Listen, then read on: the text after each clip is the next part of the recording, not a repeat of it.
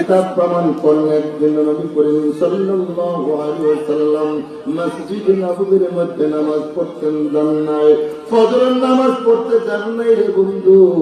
সকল সাহাবা কেরামগণ পেরেশানি হয়ে গেল।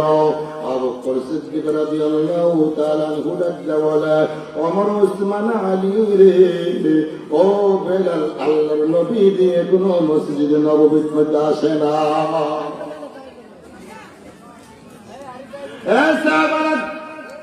এখন কি করা যায়? ডাকতে বলে আবু বকর সিদ্দিক, জামাতের সময় হয়ে গেছে, রহমাতুল লিল আলামিন না আসলে ইমামতির দায়িত্ব আপনার মসজিদে নববীর মধ্যে। এটা আমার আল্লাহ পাকের ঘোষণা। জোরে জোরে বলুন মারহাবা।